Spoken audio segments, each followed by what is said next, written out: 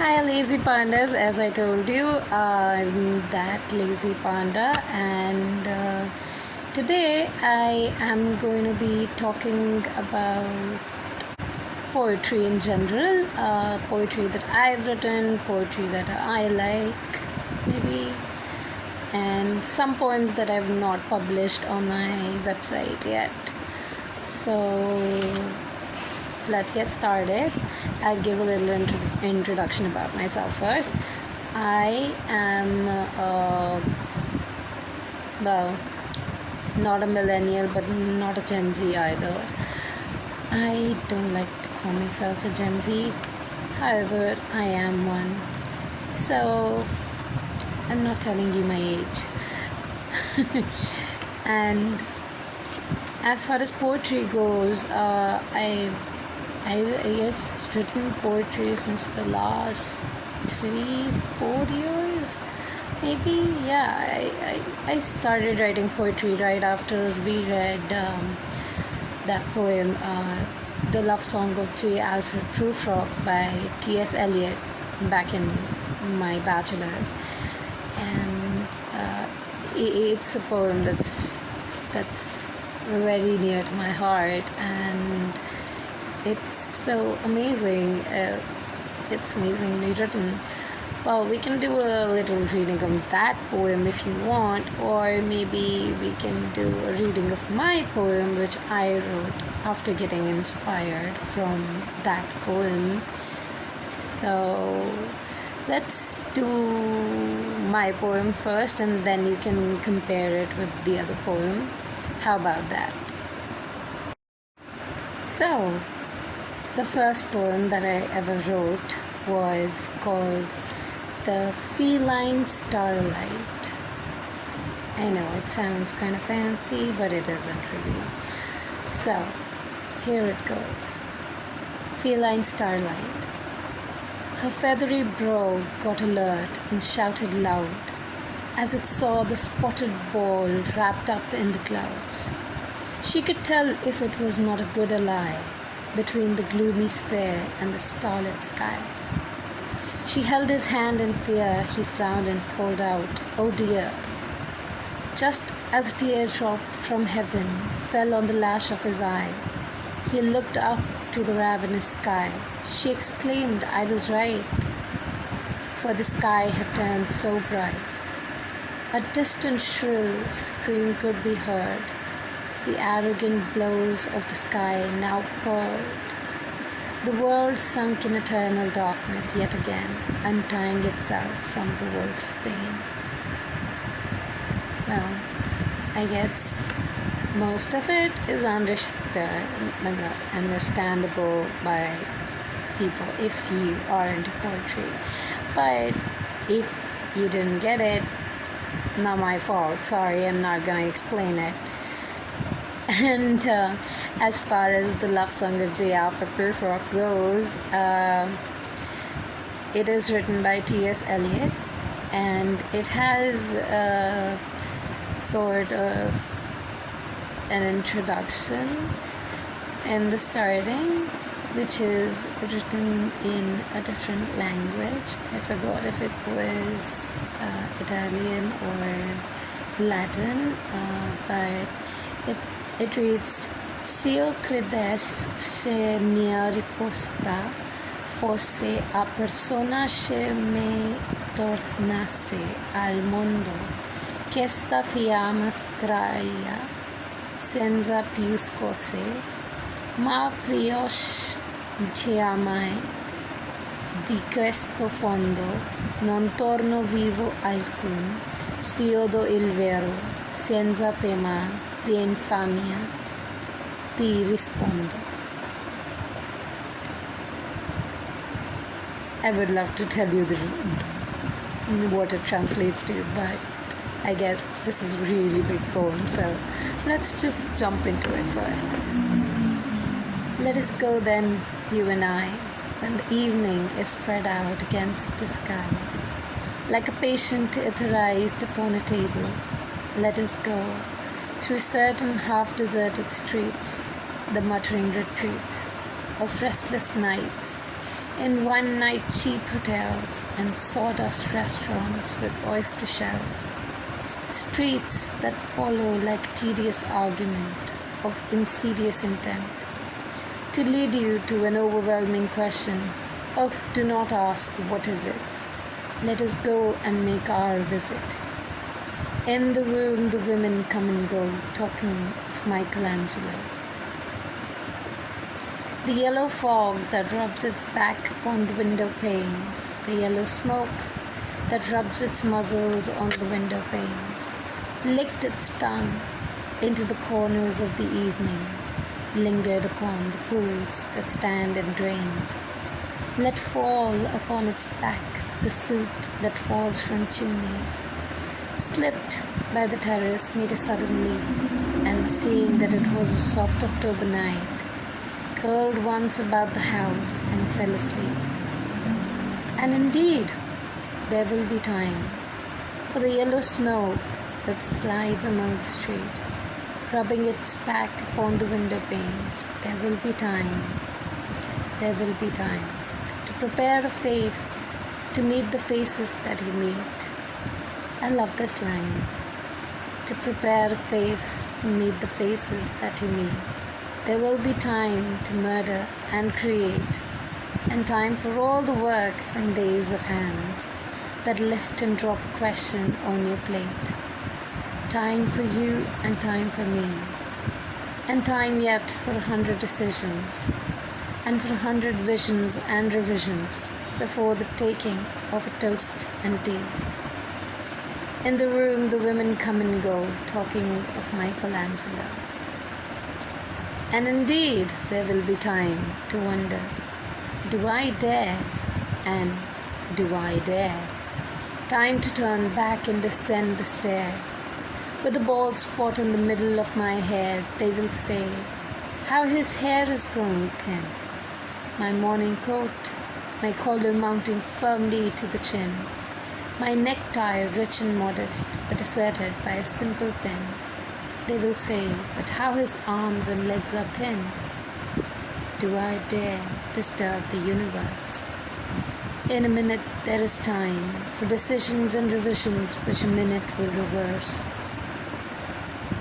For I have known them all already, known them all. Have known the evenings, mornings, afternoons. I have measured out my life with coffee spoons. I know the voices dying with the dying fall, beneath the music from a farther room. So how should I presume? And I have known the eyes already, known them all, the eyes that fix you in a formulated phrase. And when I am formulated, sprawling on a pin, when I am pinned and wrinkling on the wall, then how should I begin to spit out all the buttons of my days and days? And how should I presume? And I have known the arms already, known them all. Arms that are braceleted and white and bare, but in the lamplight, downed with light brown hair. Is it perfume from a dress that makes me so digress? Arms that lie along a table or wrap about a shawl. And should I then presume, and how should I begin? Shall I say, I have gone at dusk through narrow streets and watched the smoke that rises from the pipes of lonely men in shirt sleeves, leaning out of windows?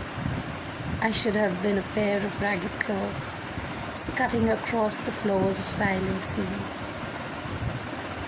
And the afternoon, the evening sleeps so peacefully, smoothed by long fingers, asleep, tired, or it malingers, stretched on the floor here beside you and me.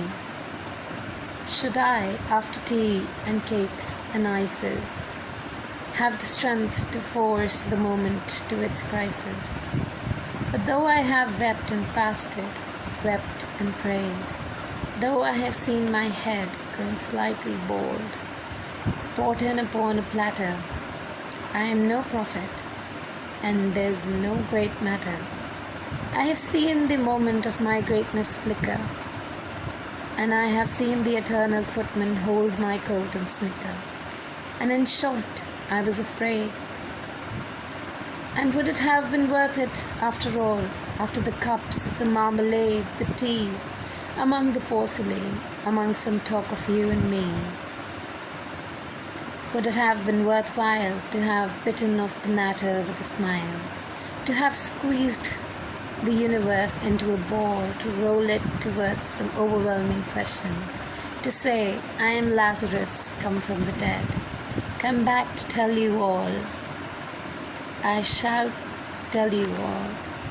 If one, stealing a pillow by her head, should say, that is not what I meant at all, that is not at all. And would it have been worth it, after all?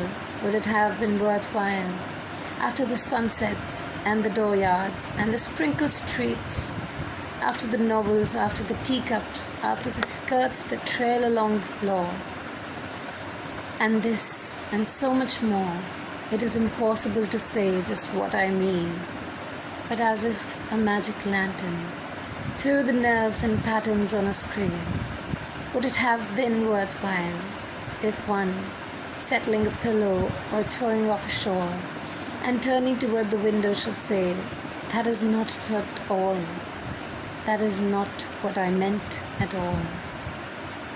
No, I am not Prince Hamlet, nor was meant to be.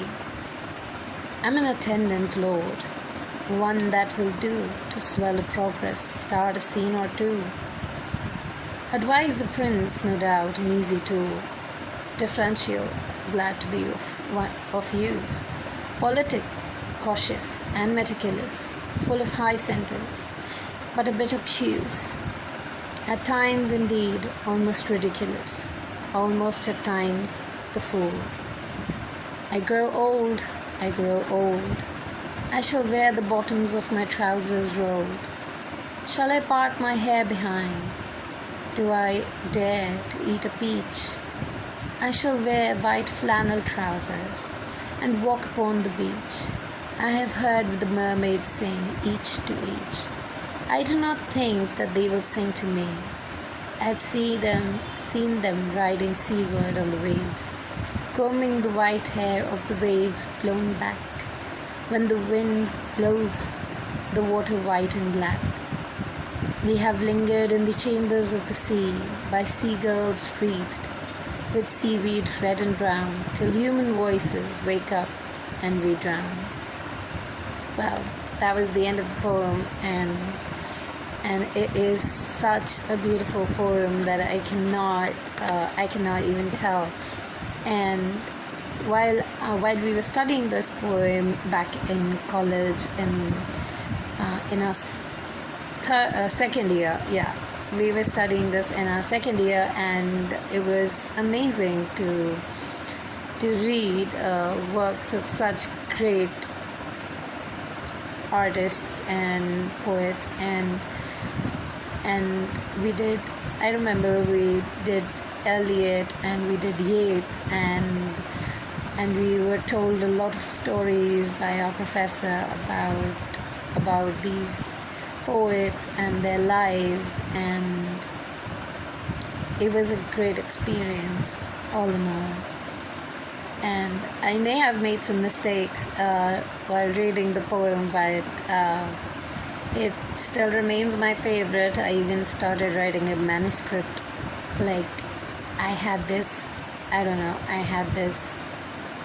moment of sudden, enthusiasm or something, that I just started writing a manuscript based on the life of J. Alfred Prufrock, and then I wrote around some 10,000 words, and I was I was so excited with it, but then I realized, that of course I cannot write a book when I have never even written anything, literally ever. And then I thought I would start with something smaller, and I wrote this poem feline starlight, and I posted it on my blog page, and the first line that I wrote was, why do I write? Because I kind of like to. That was my response to anybody who asked me, like, what does the poem mean, or why did you write it, or do you even know how to write poetry? I was like, even if I don't know how to write poetry, I can always learn. And by writing, I really did learn, and I have written more than 12 or 13 poems till now, more than that for sure. And I would love to share them in my next video, because this is getting really long. So my lazy pandas, I think we all know what we gotta do next. Smash that like button, comment all that you want, and well, only write good comments. And if there are hate comments, I won't mind. Totally agreeable. But if you wanna give hate comments as well, be sure to subscribe my channel and hit that bell icon so that you get your notifications, and be sure to give a look at the link given in the comment section. I have shared the link to my blog, and I would love for you all to see what I've written so far, and wait for more content. And that was That Lazy Panda for you guys. So bye, take care, keep safe, stay home, and get vaccinated as soon as you can.